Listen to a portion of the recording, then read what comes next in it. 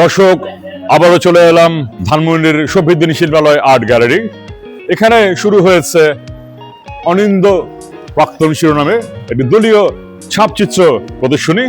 চমৎকার আয়োজন, চলুন দেখতে থাকি।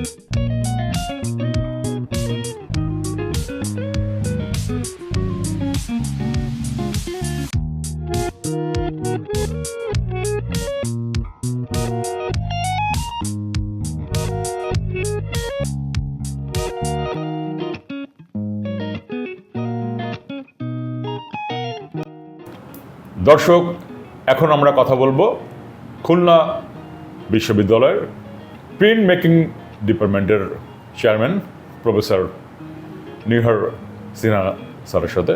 তো কেমন আছেন? জি, আমি ভালো আছি। আপনি কেমন আছেন? আমি ভালো আছি।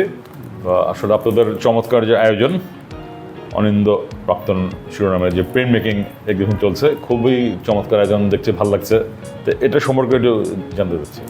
এটি হচ্ছে অনিন্দ প্রাক্তন, মানে যেটা নিন্দনীয় নয়, এরকম প্রাক্তনী স্টুডেন্টদের একটি সংগঠন, যেটাকে আমরা অ্যালামনাই অ্যাসোসিয়েশন বলি আর কি আমাদের একাডেমিক ভাষায়। আমাদের যে অ্যালামনাই আছে তাদেরকে আমরা অনিন্দ প্রাক্তন হিসেবে এখানে নামকরণ করেছি। তো অনিন্দ প্রাক্তনের এটি হচ্ছে দ্বিতীয় প্রদর্শনী। প্রথমটি খুলনাতে আমরা করেছিলাম, আর এরপরে একটি প্রদর্শনী করার ইচ্ছা আছে, যেটি হচ্ছে এখানে কিউরেটর হিসেবে আছে রেহানি আকান। উনি টার্কিশ একটি মিউজিয়ামের কিউরেটর। উনি আমাদেরকে অফার করেছেন যে এই এক্সিবিশনটা পরবর্তীতে তার ওখানে করা যায় কিনা। আচ্ছা, এবং পুরো এক্সিবিশনটা কিউরেট করেছেন কিন্তু উনি। বাহ, খুবই চমৎকার। হ্যাঁ হ্যাঁ, এখানে আপনি খুললেই বুঝতে পারবেন। হ্যাঁ হ্যাঁ, বুঝতে পারছি। না, কাজগুলো দেখছিলাম, খুবই অপূর্ব, অনেক সুন্দর সুন্দর কাজ। তো ছাপচিত্র যে বিষয়টি, এই বিষয়টি মানে সাধারণ মানুষ কিন্তু অনেক কথা বুঝে না, মানে সবাই তো মানে ছবি হিসেবে কাউন্ট করে। তো ছাপচিত্র যে একটা আলাদা মাধ্যম, প্রিন্ট মেকিং, তো এর সম্পর্কে একটু সহজ করে মানে সাধারণ মানুষের জন্য কিছু বলুন।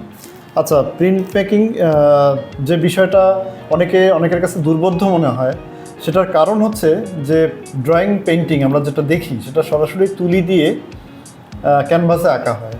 এটা কিন্তু ডিরেক্ট মিডিয়াম নয়। এটা প্রথমে আমরা পেইন্টিংটা করি এবং পেইন্টিংটাকে আবার ট্রান্সফার করি প্রিন্টের মাধ্যমে। যে জন্য এটাকে প্রিন্ট মেকিং বলি। মানে শিল্পী সরাসরি কোনো ছবি আঁকে না, প্রিন্ট মেকিং মাধ্যমে আমরা প্রথমে আঁকি, যেটাকে লেআউট বলি, তারপরে সেটাকে ট্রান্সফার করি এই বিভিন্ন মাধ্যমে। প্রিন্ট মেকিং এর আবার অনেক রকম মাধ্যম আছে। অ্যাকুয়াটিন্ট আছে, এচিং আছে, ইন্টাগ্লিও আছে, উডকাট আছে, তারপরে মেজোটিন্ট, মেটাল আছে, কোলোগ্রাফ আছে, লিথোগ্রাফ আছে, সেরিগ্রাফি আছে, সব মাধ্যমে কাজ হয়। আপনারা এক্সিবিশনে দেখেছেন যে আমাদের কিন্তু এখানে ডাইভার্সিটি আছে, অর্থাৎ একক কোনো মিডিয়াম নিয়ে কিন্তু কাজ করানো। প্রিন্ট মেকিং এর যতগুলো মিডিয়াম আছে সবগুলো মিডিয়ামের কাজ কিন্তু এই প্রদর্শনীতে প্রদর্শিত হয়েছে। তো এটা আমাদের একটা ভালো লাগার দিক। আর দ্বিতীয় ভালো লাগা হচ্ছে যে এই যে আমাদের স্টুডেন্টদের স্বতঃস্ফূর্তভাবে অংশগ্রহণ, যে আমরা একটা অ্যানাউন্স করেছি যে তোমরা যারা যারা কাজ দিতে চাও তারা আমাদের জানাও, এবং আমরা এই কাজটা কিউরেটর মানে বডির মাধ্যমে এটাকে নির্বাচিত করেছি, এবং তারপরে আমরা কিন্তু এই প্রদর্শনীটা করছি। আর সংবেদনশীল বলে সম্ভবত গত বছর বা তার আগের বছর দেখেছিলেন প্রিন্ট মেকিং উপর একটা চমৎকার ওয়ার্কশপ হয়েছিল।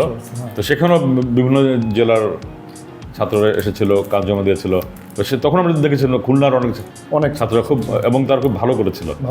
এটাই তো আসলে অনেক অনেক অভিনন্দন এবং শুভকামনা রইল আপনাদের জন্য এবং প্রিন্ট মেকিংয়ের জন্য। আপনার মাধ্যমে আমিও দর্শকদেরকে শুভেচ্ছা জানাতে চাই, এবং আপনাদের মাধ্যমে আমন্ত্রণ জানাতে চাই যে এই প্রদর্শনীটি 20 তারিখ পর্যন্ত আমাদের এখানে চলমান রয়েছে। তো প্লিজ আপনারা আসুন, আমাদের খুলনার প্রিন্ট মেকিংয়ের কাজ দেখুন এবং আমাদেরকে উৎসাহিত করুন। ভালো থাকবেন। ধন্যবাদ আপনাকে।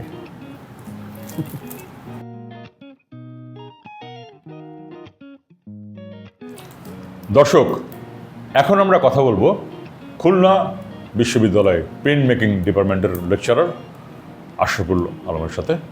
কেমন আছেন আপনি? জি ভালো, আপনি ভালো আছেন? জি, আপনাদের চমৎকার আয়োজন দেখছিলাম। তো আপনাদের যে অনিন্দ প্রাক্তন শিরোনামে প্রিন্ট মেকিং এক্সিবিশন, খুব সুন্দর সুন্দর কাজ।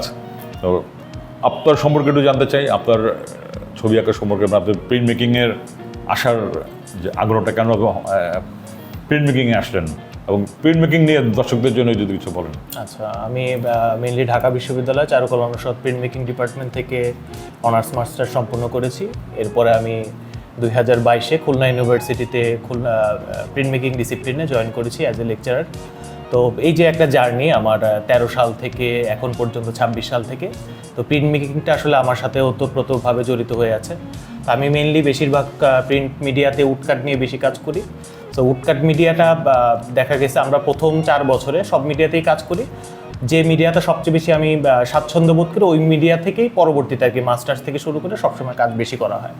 সো সেক্ষেত্রে রিলিফ প্রিন্টটা আমি বেছে নিয়েছি এবং এখন থেকে একদম ছাত্র জীবন থেকে এখন পর্যন্ত আমি মোটামুটি সব এক্সিবিশনে পার্টিসিপেট করার ট্রাই করি।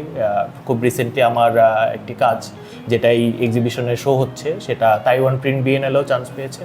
তো এইভাবে কাজ করে যাচ্ছি, কাজ করতে করতে এই যে অ্যাওয়ার্ড অথবা এক্সিবিশনের পার্টিসিপেশন এগুলো এক ধরনের অনুপ্রেরণা হিসাবে কাজ করে। আর প্রিন্ট মেকিংয়ে আসার পেছনের যে যদি একটু গল্পটা বলি তাহলে আসলে প্রিন্ট মেকিং সম্পর্কে প্রথম দিকে আমার কোনো ধারণাই ছিল না। তো চারুকলাতে এক ধরনের প্যাশন ছিল, ছবি আঁকতে ভালো লাগতো, তো সেভাবে আর পরীক্ষা দেওয়া, তো চান্স পেয়ে যাই, তারপরে প্রিন্ট মেকিংটাও চলে আসে। তারপরে এই যে কালি, কাগজ, ছাপ নেওয়া এইসব বিষয়গুলি নিজের মধ্যে কানেক্ট করতে শুরু করে, তখন ভালো লাগাটা আসলে শুরু হয়। তারপর থেকে ছাপচিত্র নিয়ে আছি এবং ইন ফিউচার ইনশাল্লাহ থাকবো সবসময়। খুবই ভালো লাগলো, আপনাকে অনেক অনেক অভিনন্দন, শুভেচ্ছা। আগামীতে অবশ্যই আমরা আপনার চমৎকার আরও কাজের এক্সিবিশন দেখব। ধন্যবাদ। তো ভালো থাকবেন।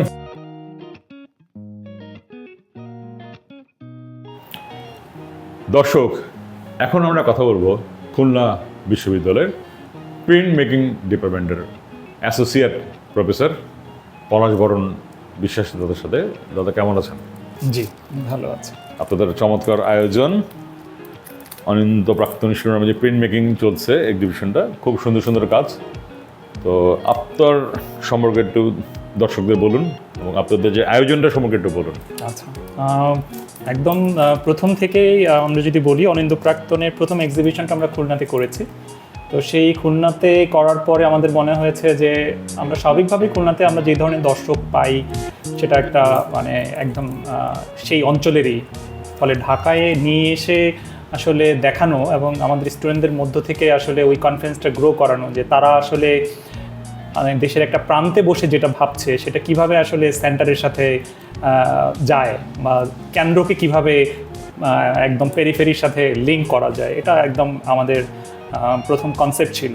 যে কারণে আমরা আসলে চিন্তা করেছি যে না, আমরা এমন একটা জায়গায় করব যেখান থেকে আসলে স্টুডেন্টরা নিজেদের কাজকেই নতুনভাবে ইন্টারপ্রিট করতে পারবে, নিজেদের কাজকে নতুনভাবে অ্যানালাইজ করতে পারবে। কারণ আমাদের প্রথম জায়গাটা হলো যে ভালো মন্দর বিচার তো আমরা স্বাভাবিকভাবেই করি, কিন্তু সেই ভালো মন্দের বিচারের বাইরে গিয়ে আসলে ছবিগুলো নতুন কোনো প্রশ্ন তৈরি করে কিনা এবং একই ছবি পার্সন টু পার্সন ভেদে নানান রকম উত্তর তৈরি করে কিনা সেই সম্পর্কে আমাদের স্টুডেন্টরা যদি একটি ওদের মধ্যে এক ধরনের অ্যাওয়ারনেস তৈরি হয়, সেটা আমাদের মূল আসলে সফলতা বলে আমি মনে করি। তারপরে আরেকটা বিষয় হলো যে আমাদের এটা একটা এক্সপেরিমেন্টও বলা যেতে পারে যে যারা একটু বাইরে থেকে কাজ করছে বা সাবজেক্ট ম্যাটারগুলো কি আসলে এখানকার সাবজেক্ট ম্যাটার বা ইন্টারন্যাশনালি যে এক ধরনের বর্ডার থাকে সেই বর্ডারটাকে অতিক্রম করতে পারলো কি না, সেটাও আমাদের ভাবনার বিষয় ছিল। এবং এই আয়োজনটা মূলত স্টুডেন্টরাই করেছে। আমরা পাশাপাশি বাংলাদেশের স্বনামধন্য কিছু প্রিন্ট মেকারকেও আমরা রেখেছি, কারণ তাদের ওই কনফিডেন্সটাও গ্রো করা দরকার। একই জায়গাতে তারা একটা ইউনিভার্সিটি থেকে বের হয়ে তারা স্বনামধন্য অন্য সব প্রিন্ট মেকারদের সাথে কাজ শেয়ার করছে, কথা বলছে। এটা আসলে আমার মনে হয় যে একটা উদ্যোগ হতে পারে। ভালো মন্দের বিচারটা আসলে আমরা দর্শকদের উপরই ছেড়ে দিব। না, খুবই চমৎকার আয়োজন এবং আসলে আপনাকে অনেক ধন্যবাদ আমাদেরকে এত সুন্দর করে সব কিছু বুঝিয়ে দেওয়ার জন্য। অনেক অনেক শুভেচ্ছা এবং শুভকামনা থাকলো। আগামীতে আমরা আরও চমৎকার আয়োজন দেখতে চাই। আপনাকে ধন্যবাদ। এখানে বিদায় নিচ্ছি। Thank you.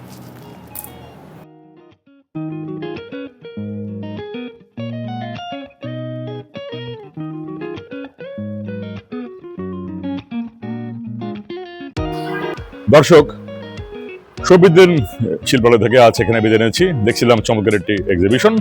দেখা হবে আগামী পর্বে নতুন কোনো এক্সিবিশন, নতুন কোনো গ্যালারিতে। সে পর্যন্ত আপনারা ভালো থাকবেন।